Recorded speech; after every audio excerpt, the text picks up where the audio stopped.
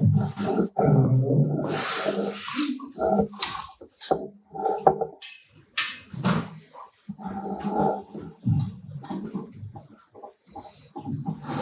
dear colleagues. We'll start our conversation today, and thank you so much for being here.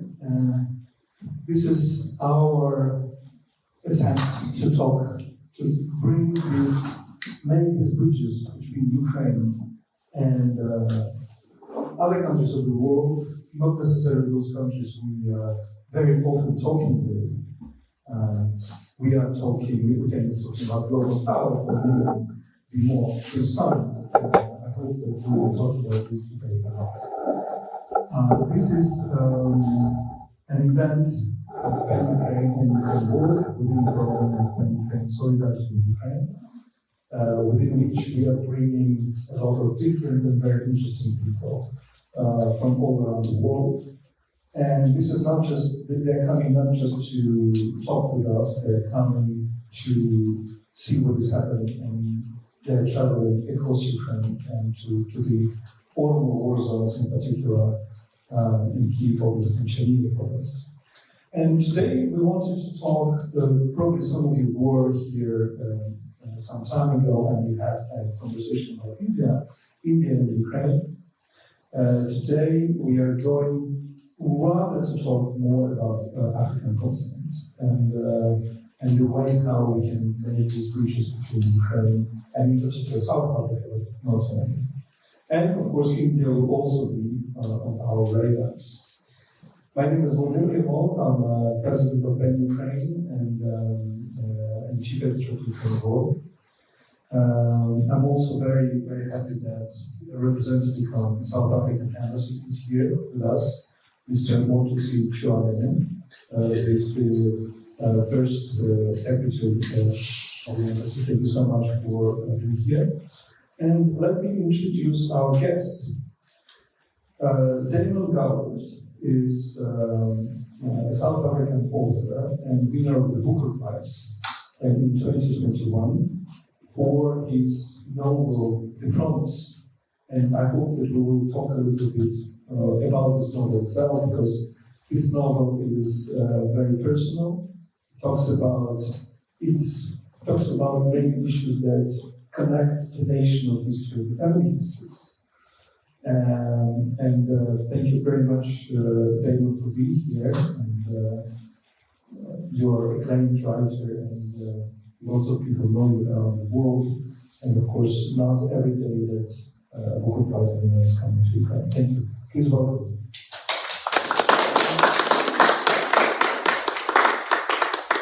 And we have Anджан Sундарам, who is an Indian author, journalist, and academic.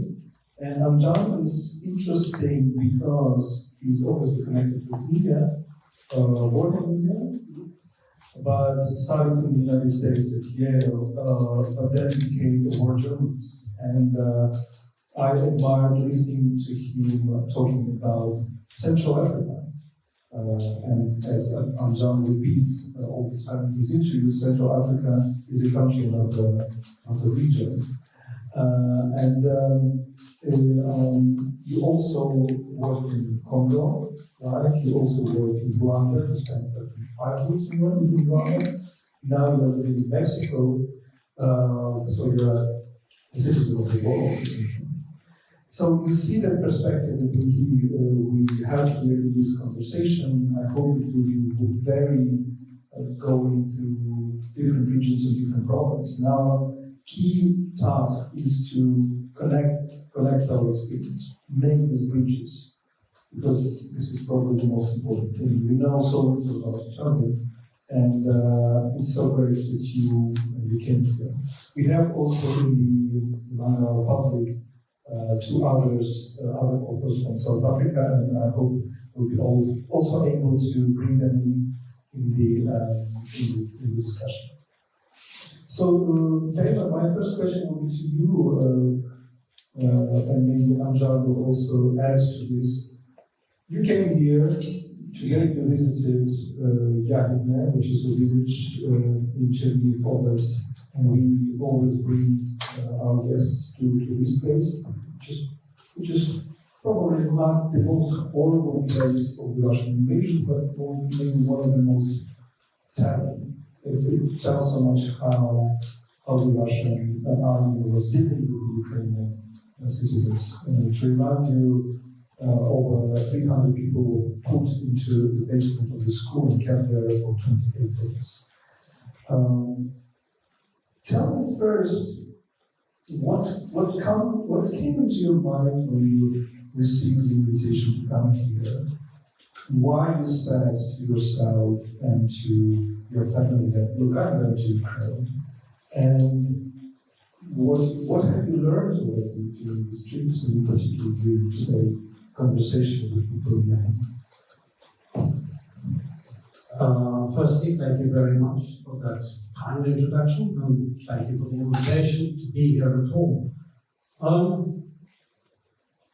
I should probably preface everything I say today by telling you that it will take some time to process and digest the things I've seen. I find it very hard to come up with a snap formulation immediately after witnessing anything at all.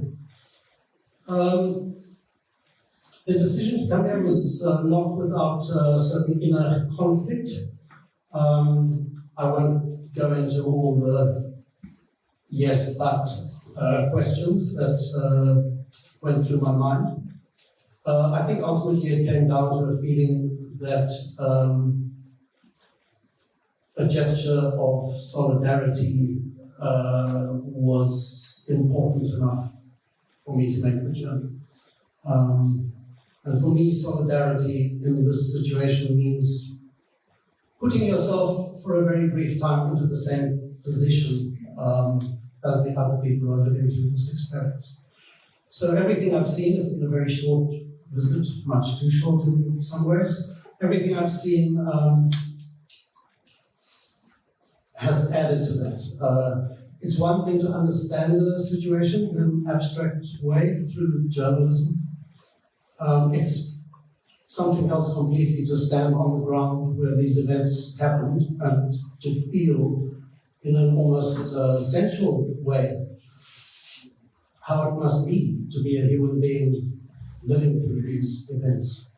One's imagination is a limited organism. It's one of the reasons we need novelists, I think, is to fire up the imagination, but it's certainly fired mine.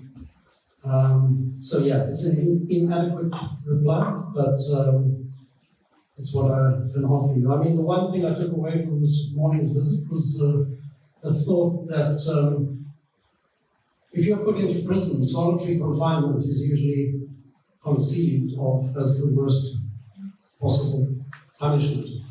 But what became very, very clear today is that to be in a small space with far too many people is an equally, if not more, horrifying ordeal to live through. Thank you, Damon. I would also add that in our literature, and probably I brought this already once, in our literature we have a moment, and I mentioned in particular a novel by Ivan Bahrami, who is our great writer. In one of his famous novels, the Gethsemane Garden, which is obviously a reference to Christianity and to Christ, there is a description when a prisoner, or the main character, was put in a single cell with 28 other people. And it was already described because this was a practice of the empire. And I have this impression that this is a typical practice of the empire. Empire has lots of space, but then it says to each particular citizen, you don't deserve this space.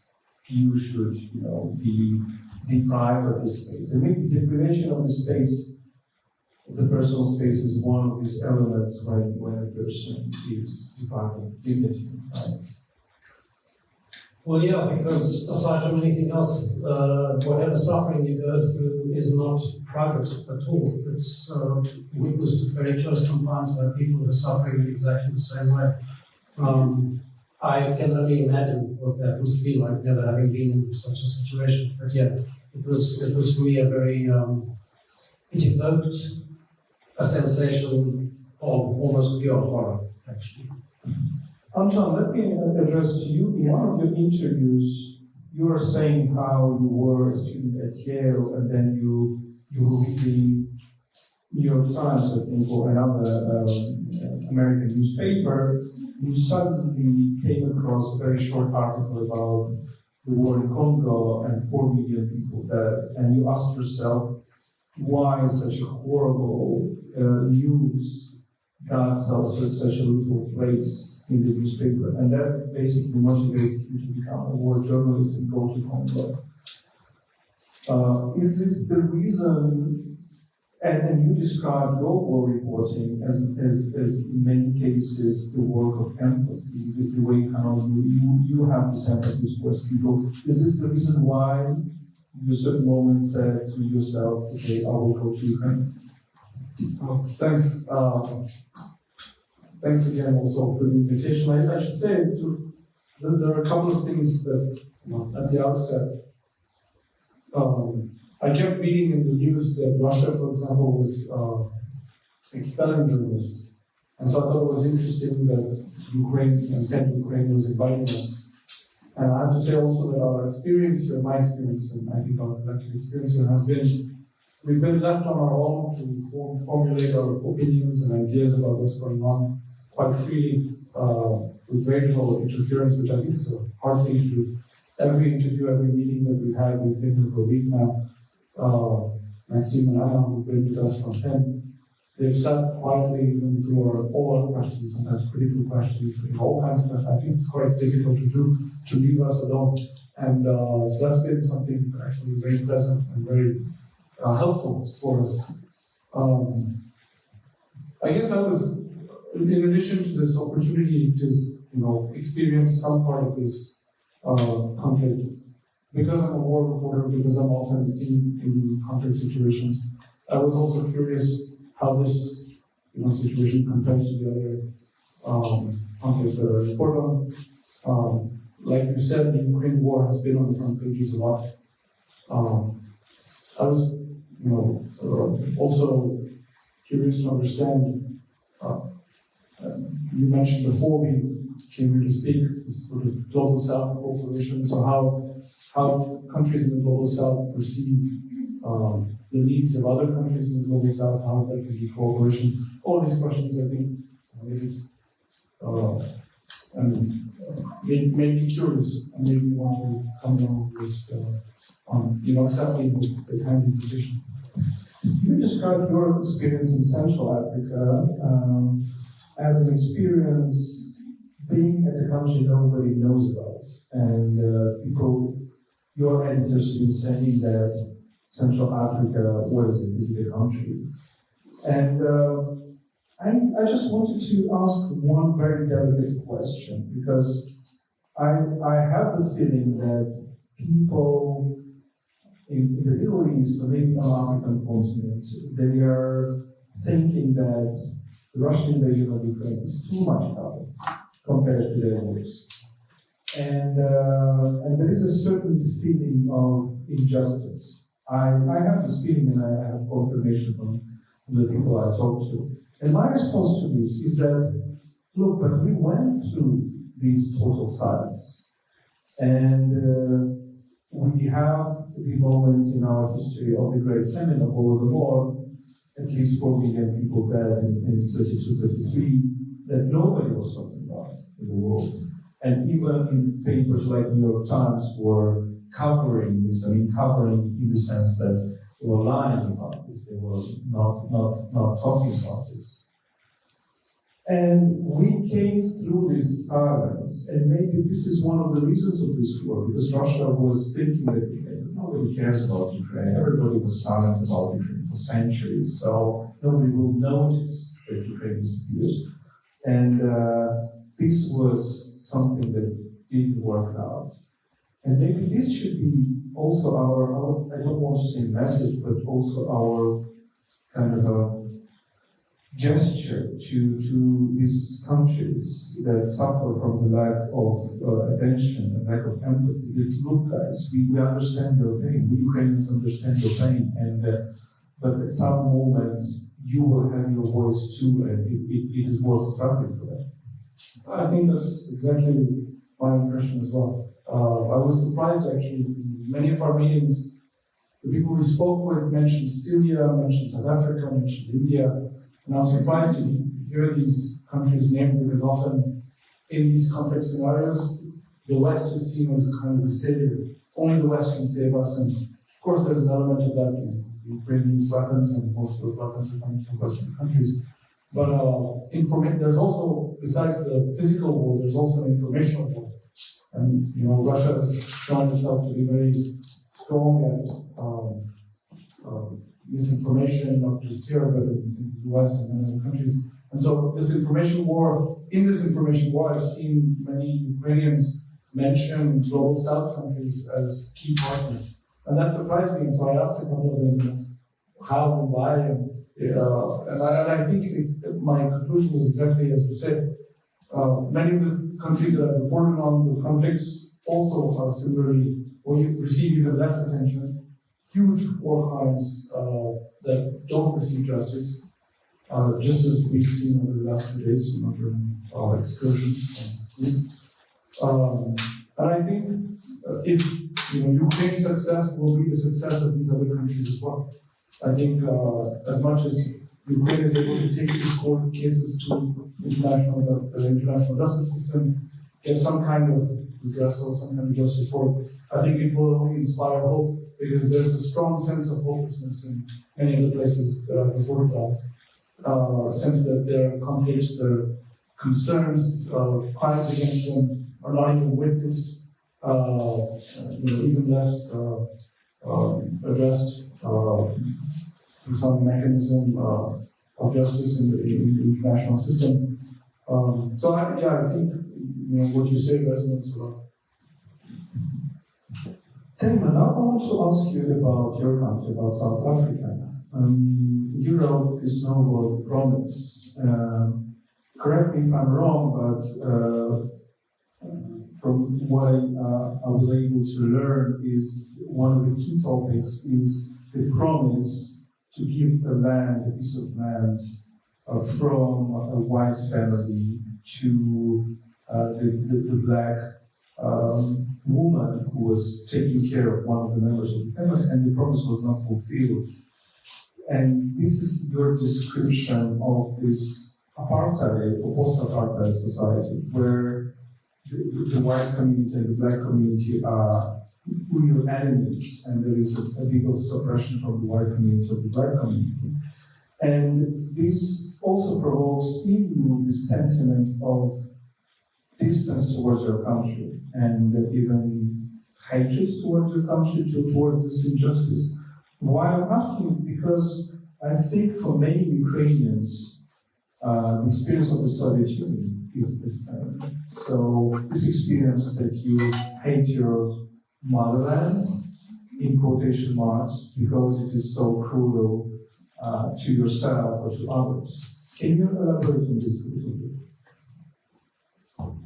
Yeah, I'm not sure I would talk in terms of absolutist hate. Firstly, I don't think it's the case that black and white South Africans necessarily hate each other. It's that they are very divided from one another, to the extent of looking at each other across a huge gulf.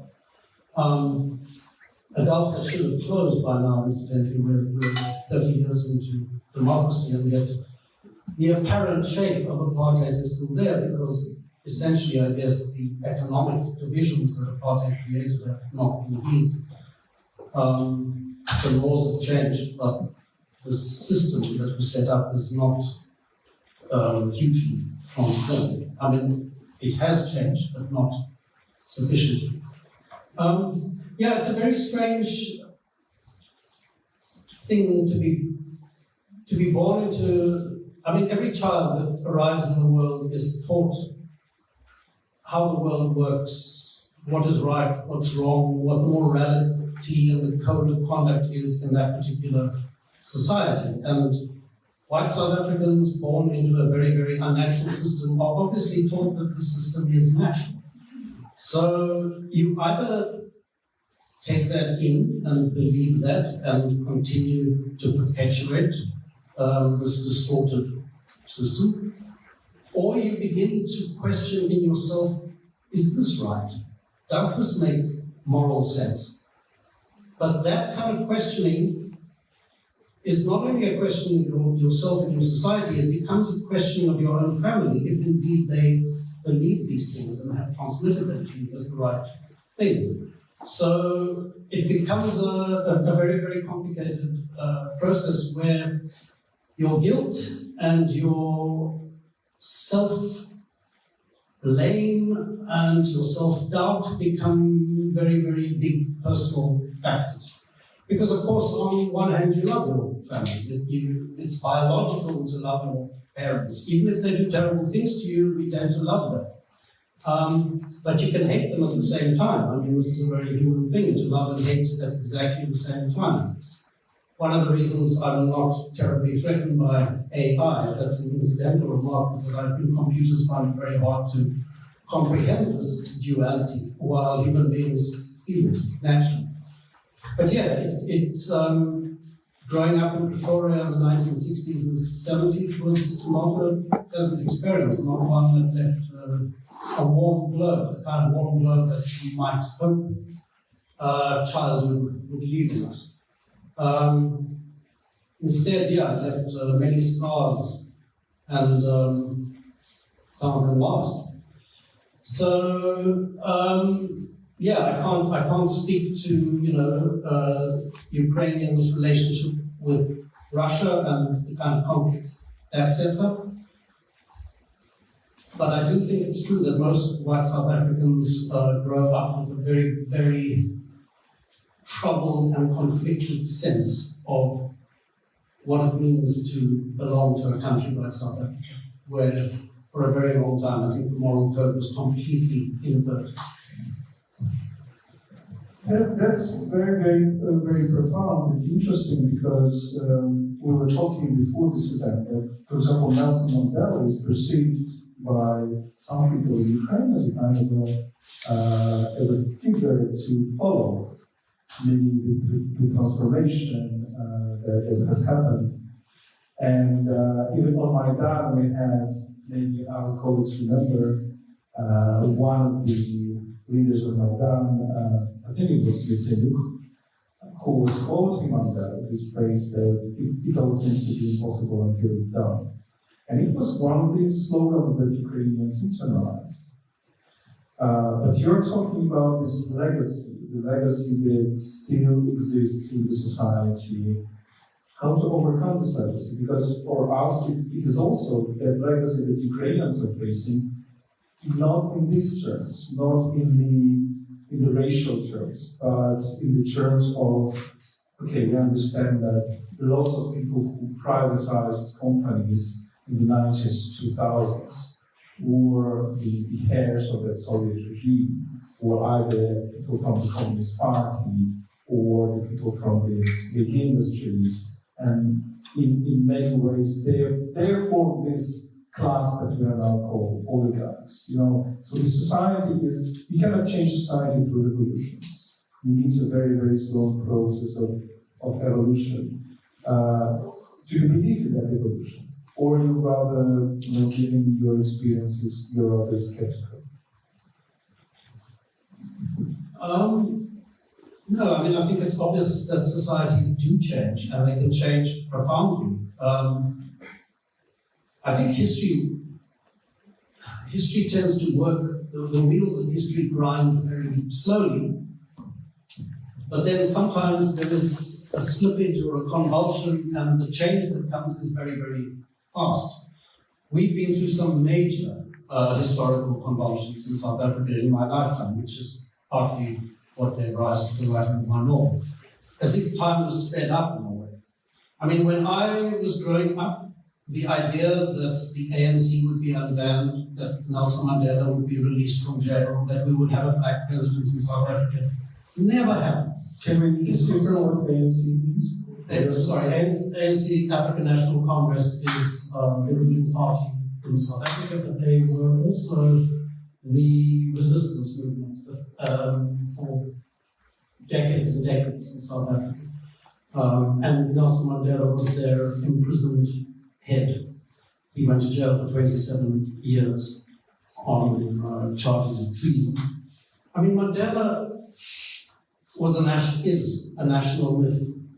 And I think at times of great change, countries need mythical figures to hold on to and to bind them.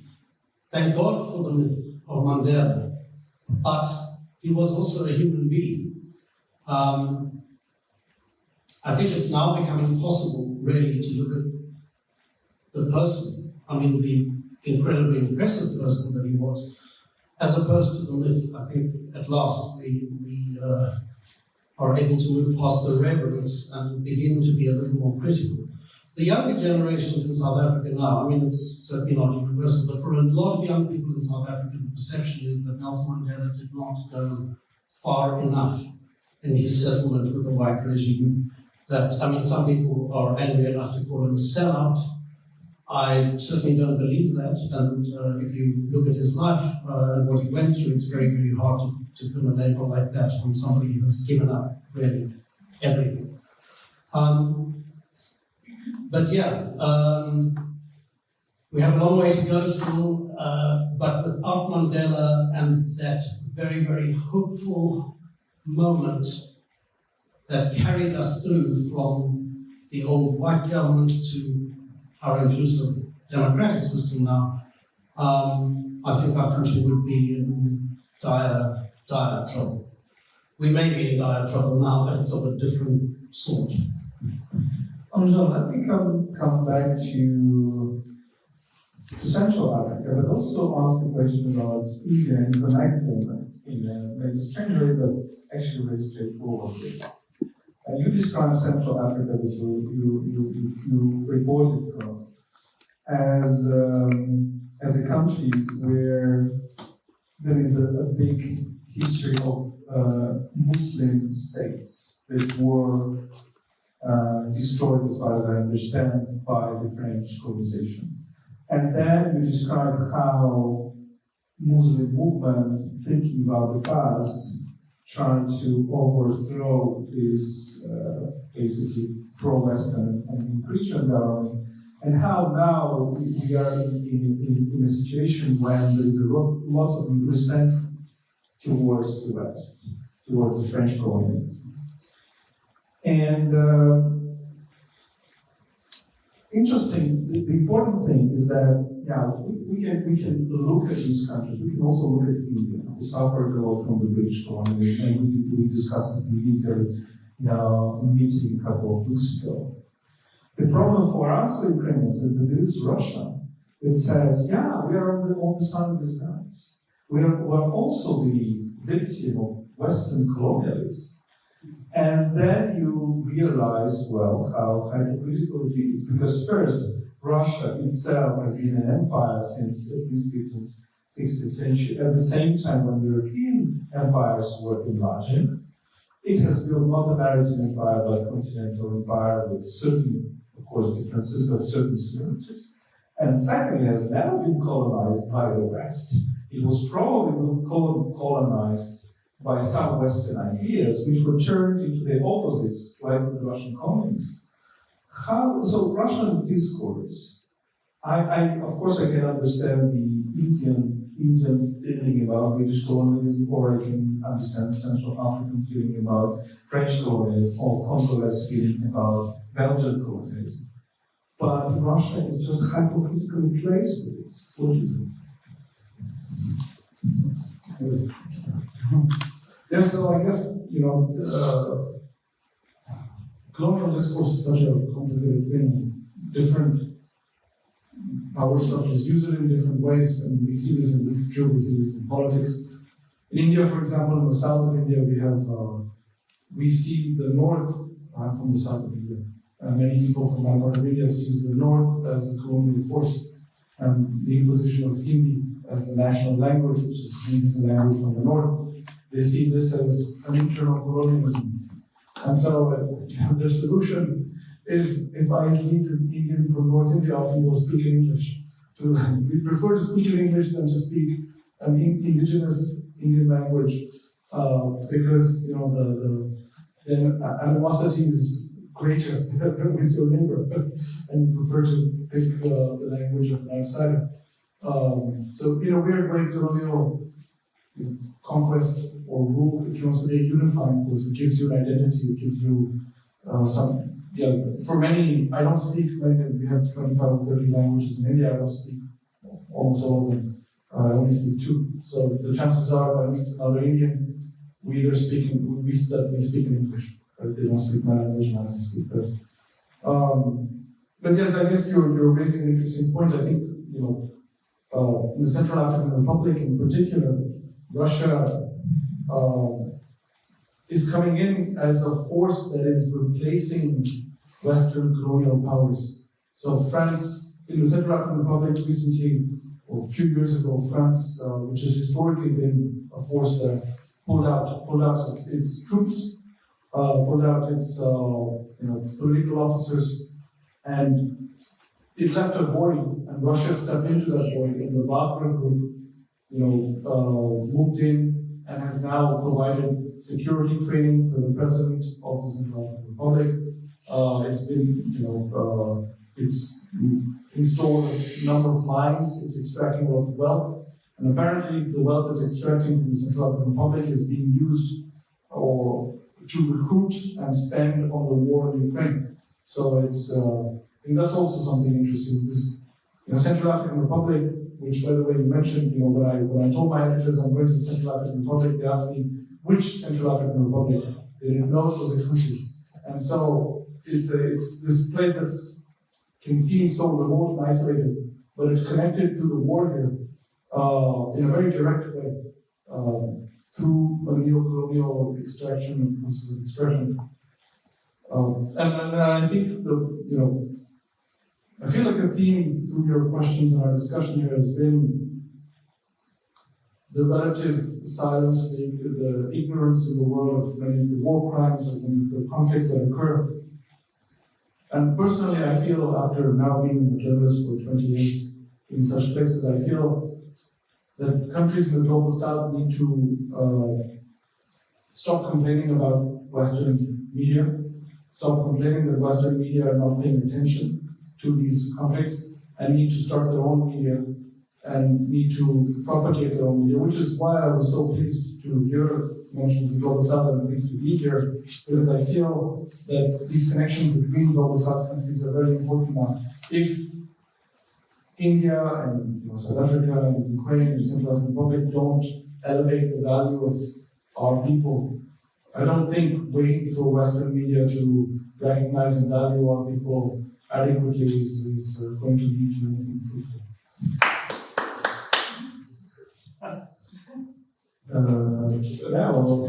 We'll discuss this whole thing in detail, but I also do think that there is we can compete whose colonialism is worse, right? British colonialism or French colonialism or Turkish colonialism. Well, Turkey, by the way, also has this, plays into this post-colonial thing, but frankly speaking, it's just everyone just rebuilding its empire. And it sounds from the countries where it crashed, it sounds particularly hypocritical when through the language of decolonization, they actually promote recolonization. And that's the most horrible thing, I think, that we need to take decolonization seriously, and we need to understand that this process is not over. It has lots of problems, it has lots of impediments and barriers, and we can have, we're dealing with Western empires, we're dealing with Eastern empires, we're dealing with Southern empires, we're dealing with Western slavery, we're dealing with Christian slavery, we're dealing with Muslim slavery. I mean, there are lots of different things in the world. But we should be very careful about some, subjects for saying, who will help to decolonize you, but actually are decolonizing, and just substitute one imperial power with another. Maybe my last question, and I'm sorry it will be rather geopolitical, But maybe we can turn into another story, and then we will talk with the audience. Geopolitical is that there is this famous BRICS alliance, right? And it seems that it's trying to unify these countries which are not happy with the Western domination. And in this BRICS alliance, there is of Russia, there is China, there is India, there is South Africa, there is Brazil.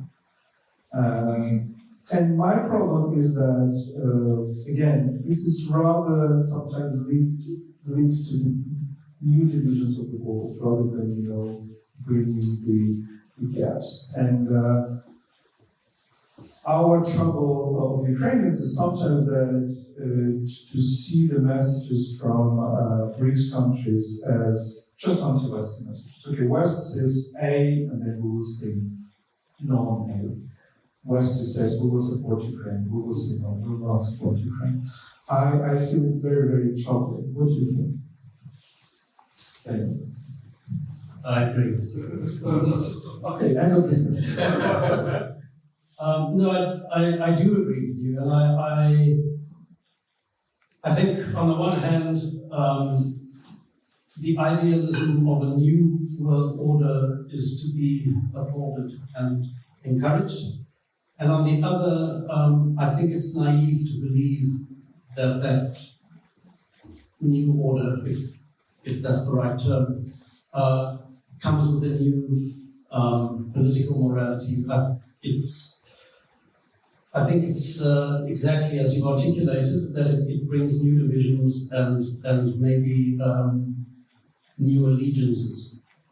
I mean, it's not accidental. I think that the countries in the BRICS grouping seem to me to be the countries that have taken a neutral or non-aligned stance where Ukraine is concerned. No doubt, placating Russia.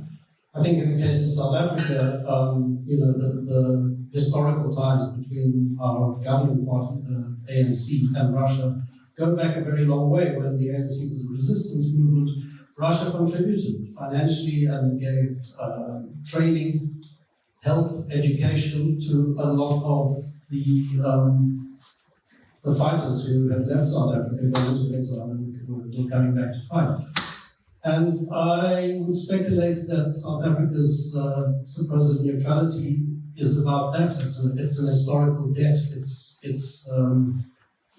just a debt to a different power, and it creates a whole new moral question. So great, we're not with America anymore, but who are we with? It's not reassuring always, and I think it's just as well to keep one's eyes open, even as you move into maybe some new idealistic world order, to keep one's eyes open to the fact that in the end, it is perhaps human nature and in the nature of every nation to seek as much power for itself as possible. What should power do except want to amplify itself?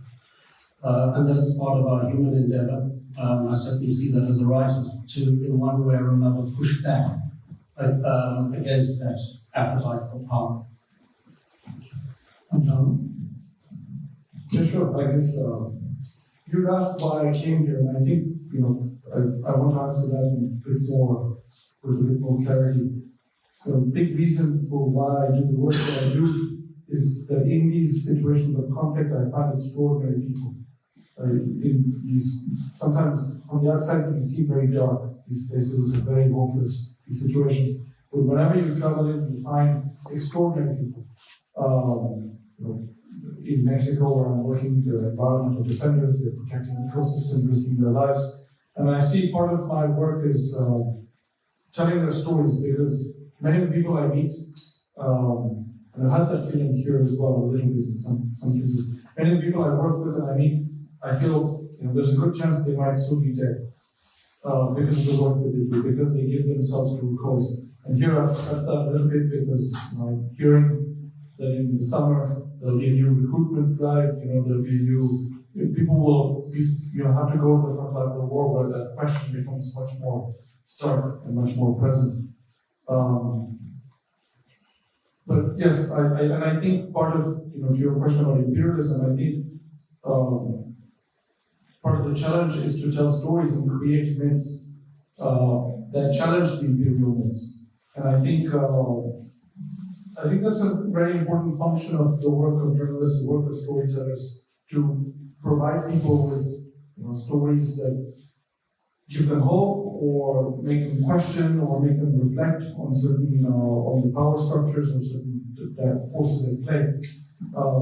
And so, in this, I guess I would say that I'm answering your question in that way, where I acknowledge all those imperial dynamics at play, but I see that there's a role that I can also play in this power dynamic. There's a way I can contribute. I think stories are incredibly important.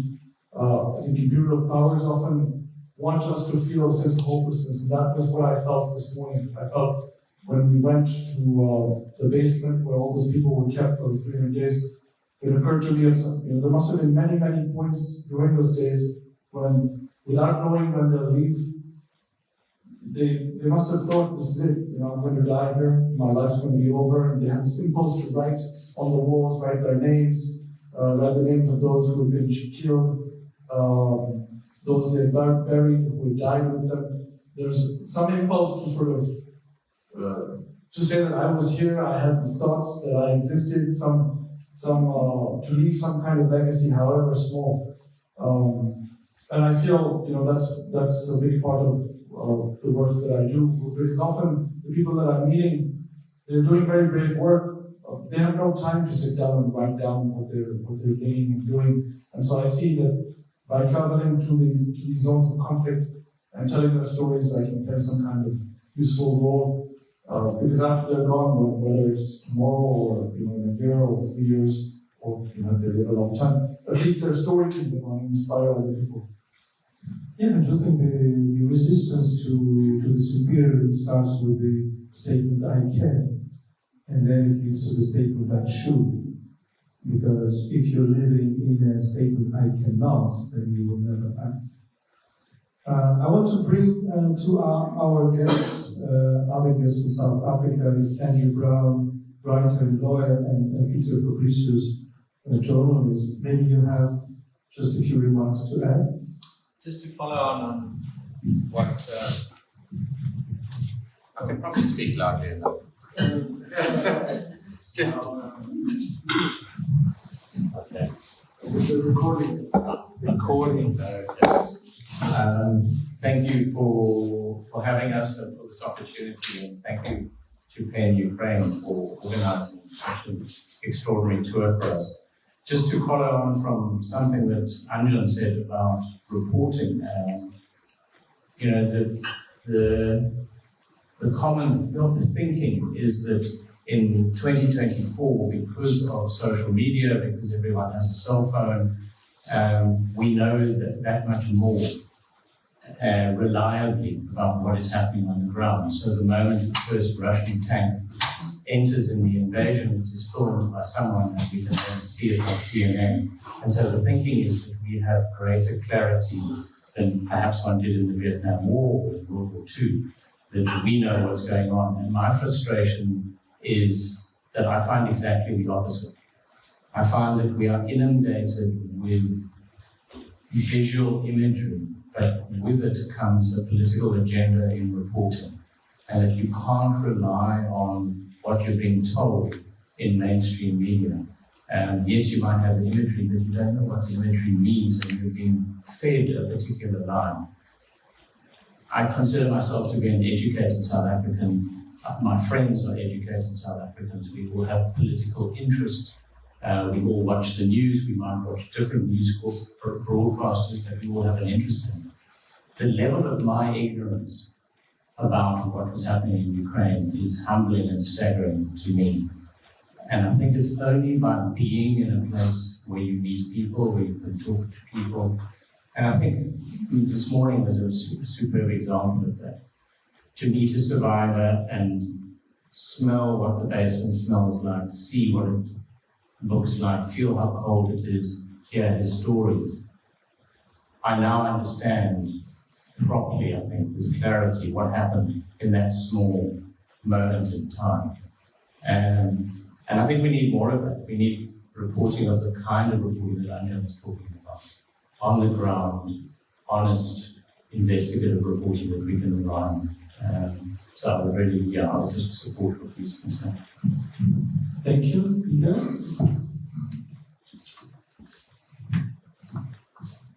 Thanks very much for the invitation. It's been a fascinating trip. If I could just add to the discussion about BRICS, I mean, I think apart from the fact that it's creating perhaps a new sort of polarity in the world, there is something fundamentally wrong conceptually about seeing it as a sort of an organization of the global south.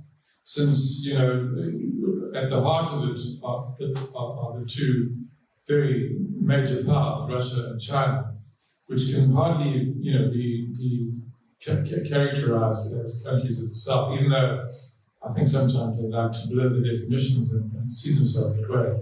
And so last year we had, for example, an expansion of BRICS to include some, you know, reasonable countries, but also Iran, you know, which is a country that also has a dubious role in supporting, you know, Russia in the war against Ukraine with weapons and so on. So hardly a non-aligned. You know, there's lots of conceptual confusion and blurring of definitions, and you know, although maybe the BRICS doesn't explicitly ever claim to be like a club of the non-aligned, that is the sort of way it's often conveyed. The other thing I think I'd like to add is that part of the non-aligned sort of position is that we want no track of a war in distant Europe. You guys haven't shown much useful interest in our wars, but what we're seeing also in Africa with the spread of Wagner backing up, you know, military juntas and Sahel and so on, is that Russia is spreading its a rather aligned influence in Africa, and so it's not quite as distant an issue as it's often claimed to be by those who firmly advocate a non-aligned position on it. Thank you, Peter. And I open the floor for questions to our speakers. Questions, remarks, ideas, thoughts.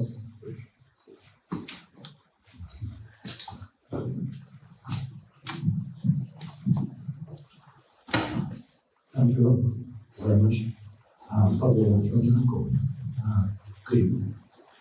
I remember my childhood and remember such names as Mahatma Gandhi, Desmond Tutu, Nelson Mandela.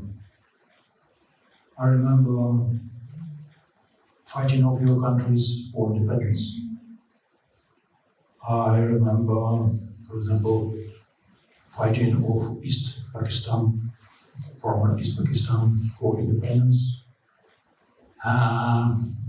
which now is Bangladesh. And I can understand now why global south, majority of countries offer it. Won independence for last 50 years. They're supporting not Ukraine, which is fighting for its independence from Moscow, but Moscow. I really can't understand. Maybe you explain it. Thank you.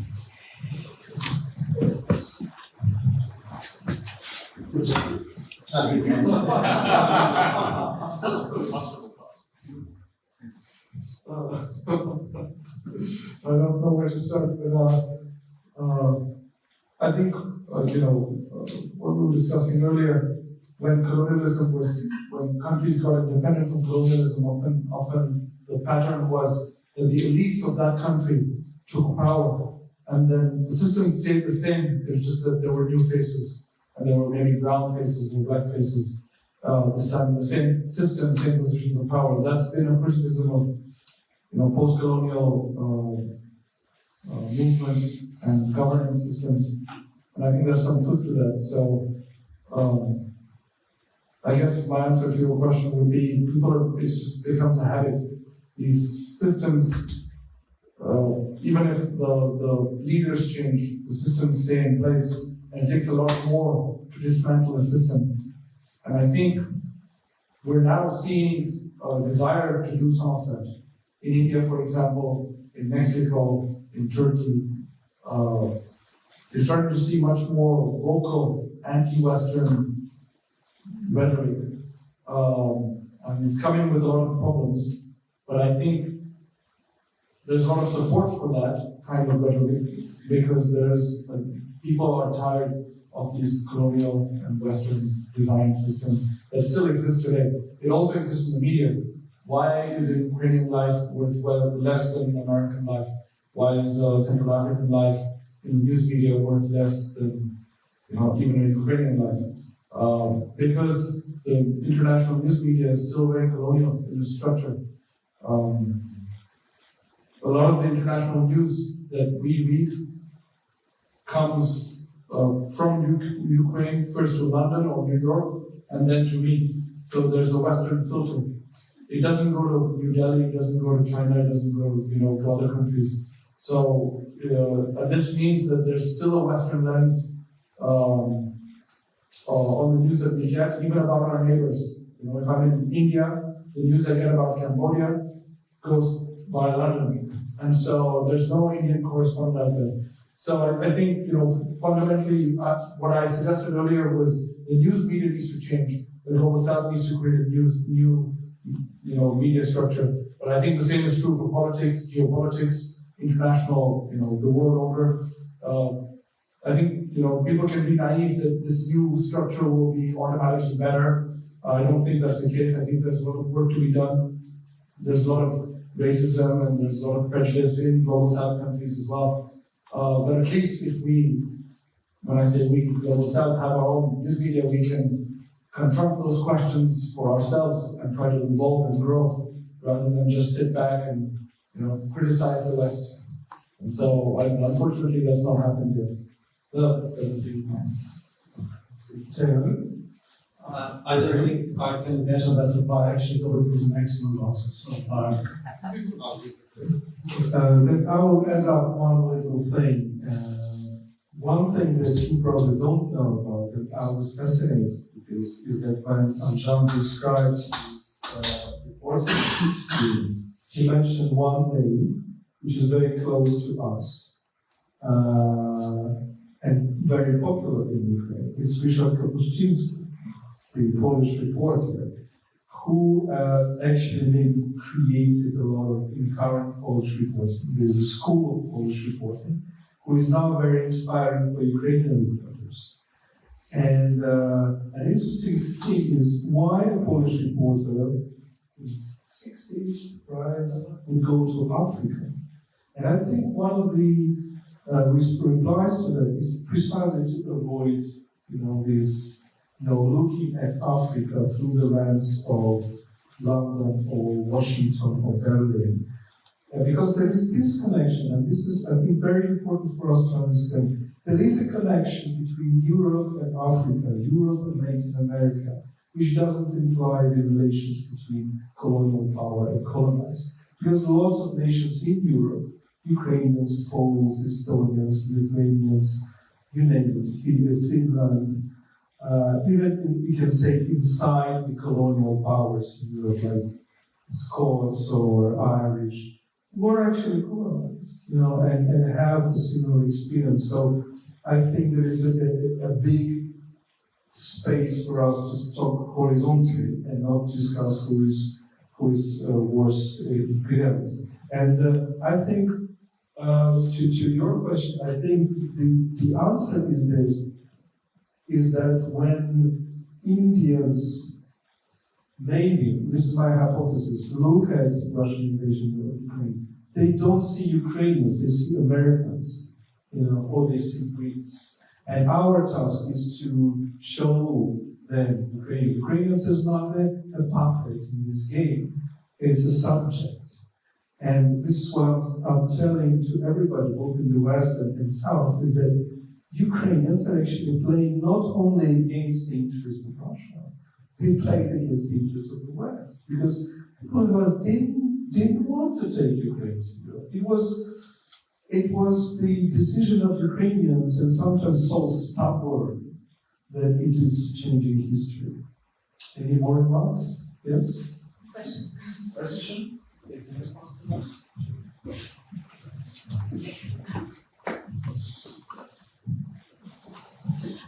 Thank you so much to the whole delegation on this conversation, in general for your visit and your interest to Ukraine.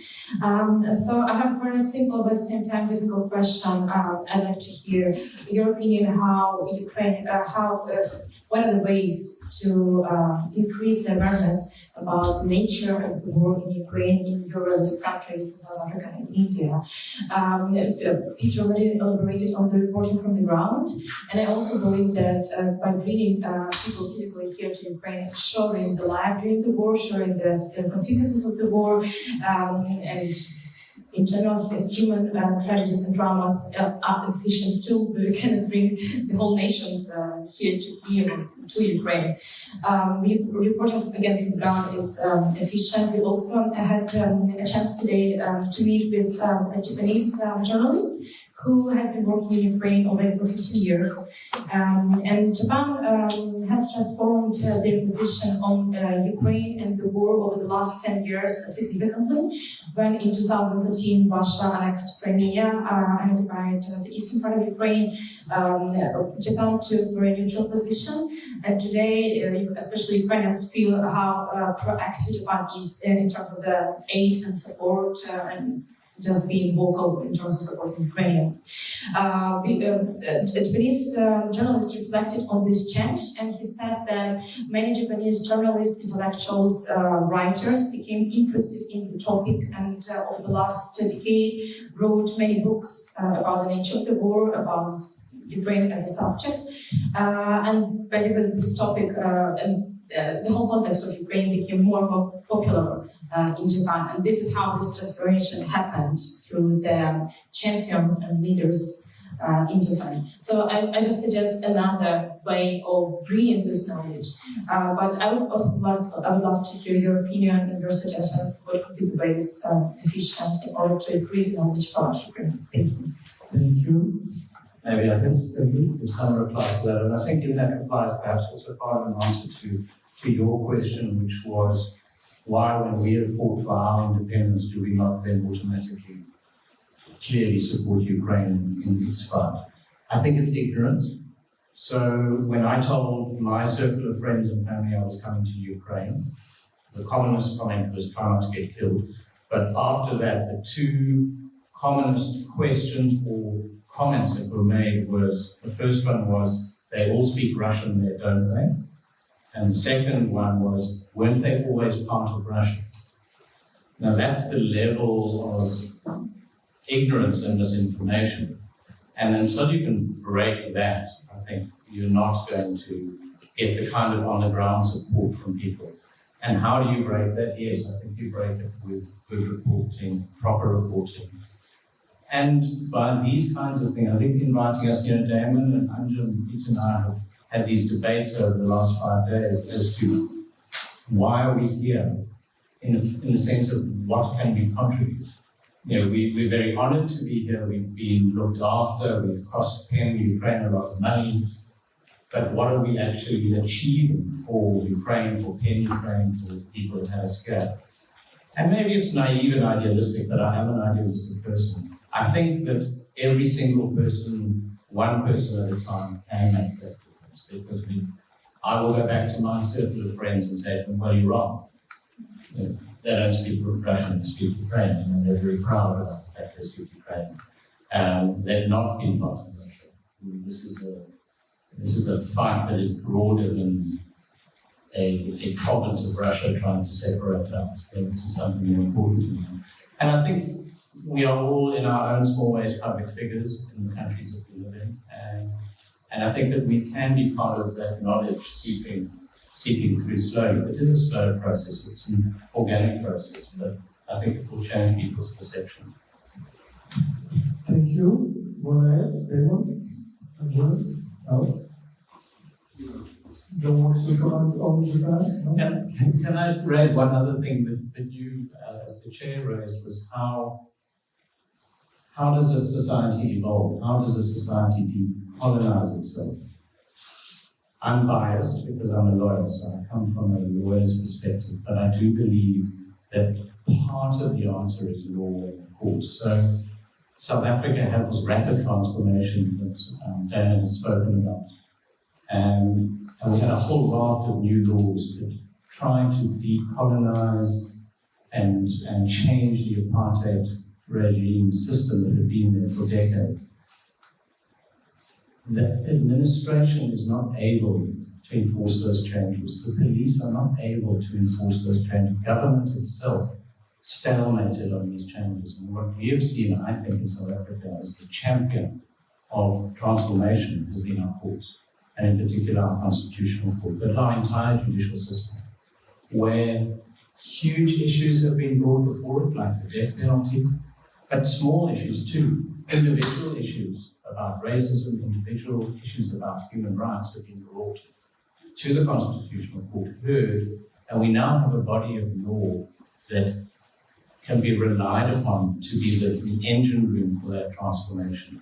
I do believe that the courts and the judiciary can play an incredibly important role in moving transformation forward. That's a very, very good point. And here's the problem in Ukraine, because I think that courts is the weakest element of Ukrainian society. And at least one of the biggest, at least everything which is connected to the law enforcement, the courts and judiciary system. And why? My reply is that under the rule of the Russian Empire, the very idea of law was annihilated. It's not only about Soviet Union. In Soviet Union, you clearly see the devaluation of the idea of law, when law was just used as a pretext to commit crimes and such. But even during the Russian Empire, in the 19th and 18th century, and that's a huge problem.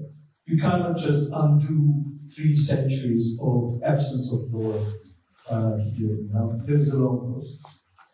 Other, you want to comment? Sure. I just wanted to say that you mentioned Kapuscinski, and I think stories are a way of changing,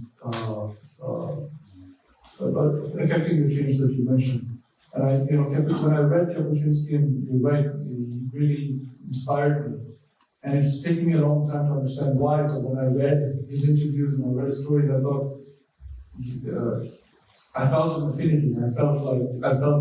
I saw that he was not taking a Western lens. He didn't have a nice cushy job that was paying a huge salary. He was constantly out of money. Part of that was his myth, and making his myth, but still it's true that the Polish press agency didn't pay him a huge salary, and yet he was covering Africa. And I felt that many global south institutions are not as wealthy.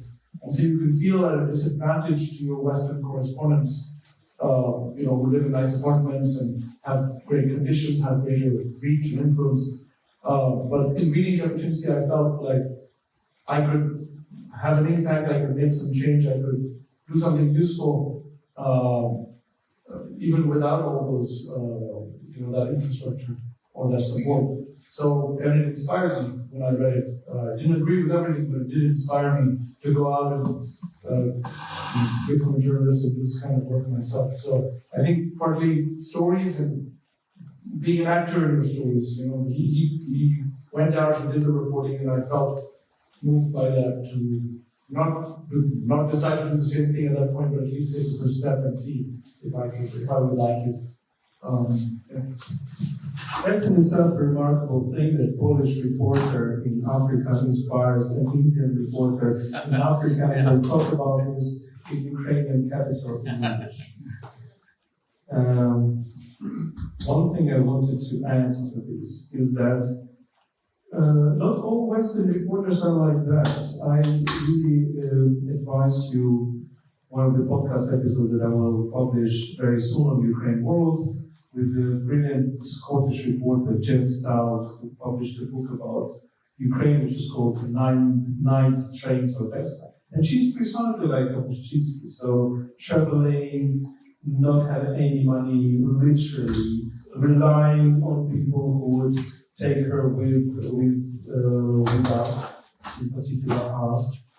And we have other very good reporters now coming into the room, and writers and reporters.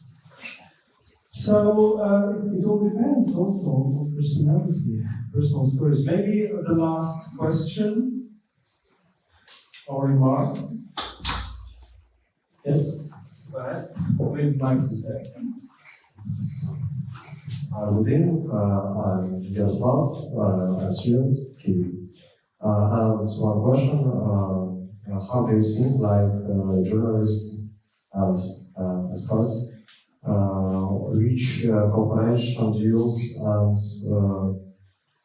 affairs deals with Ukraine and South African Republic will be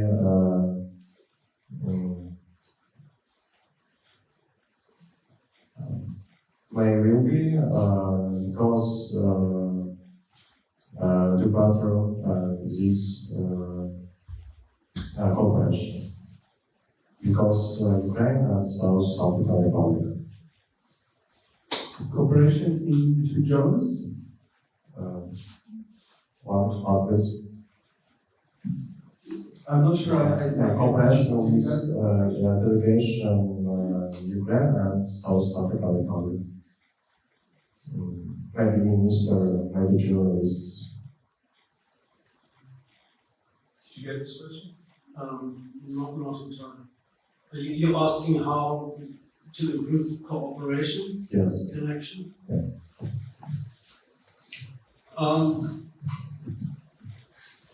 I have to confess, I feel inadequate through a lot of this discussion. I feel entirely inadequate to answer that question. I have no idea. That's partly because I am the lonely novelist, and a lot of this discussion inevitably has focused on a different kind of writing, non-fiction journalism, which in a situation like this obviously has a far more immediate and powerful effect than the writing of fiction, which can take years and years and does not reach huge numbers of people. So I'm sorry, I'm not qualified to answer.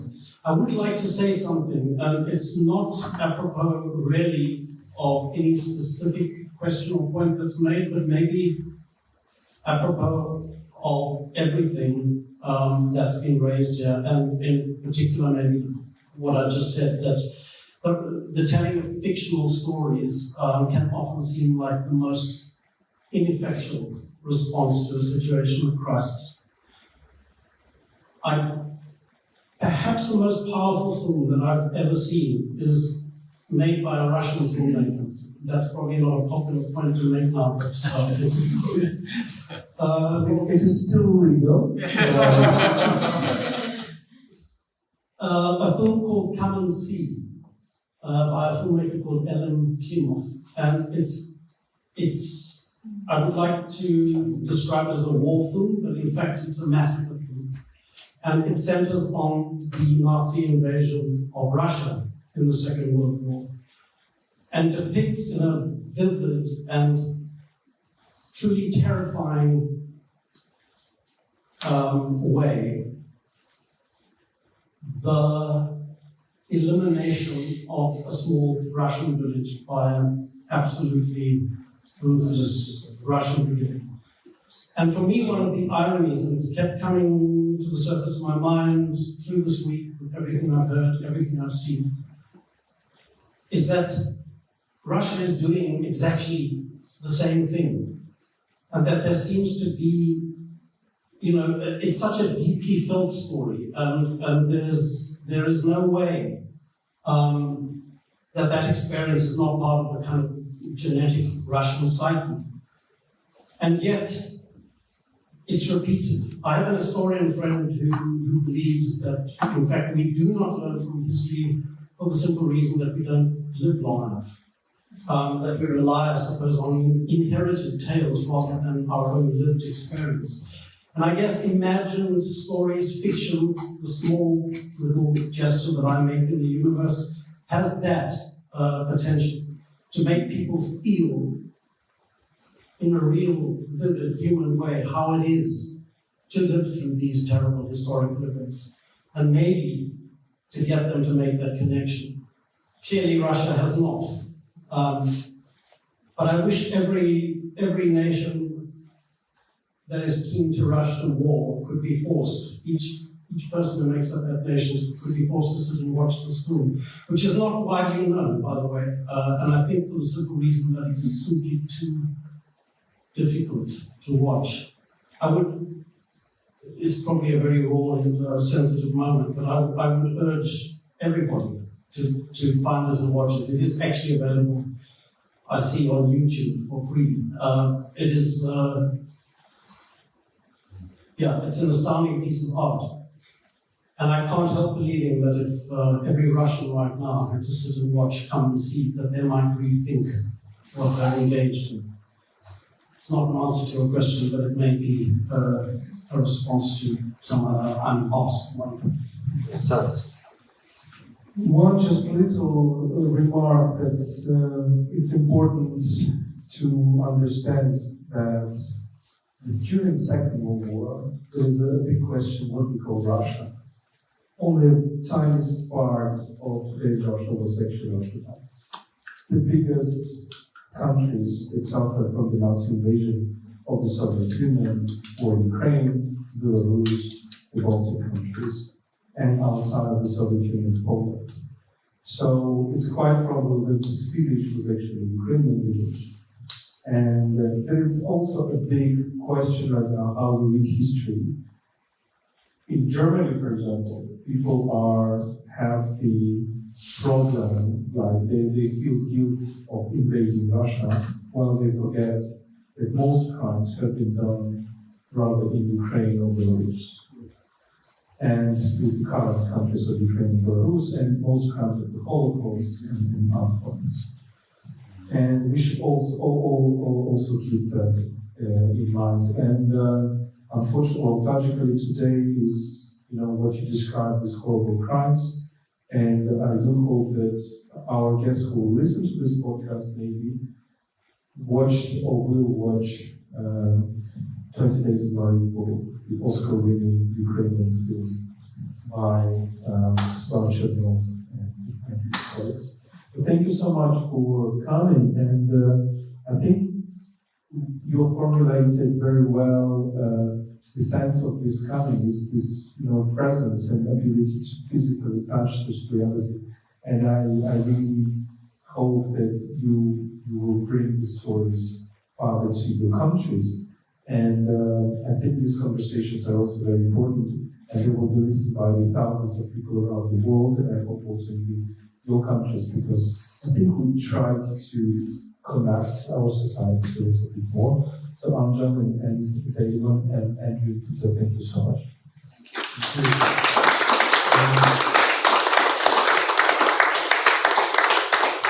I also want to thank the Ukraine team and Anya and Maxim and Anna and Tanya and Nastya and maybe Alisa is here. And who organized, Anya and Maxim primarily, and Anya who organized this trip. And this is probably, these trips to Gaza is probably the most important part of the trip. Our conversation are important as well, but the fact that you are sitting and talking to people is so important. Thank you so much. thank you.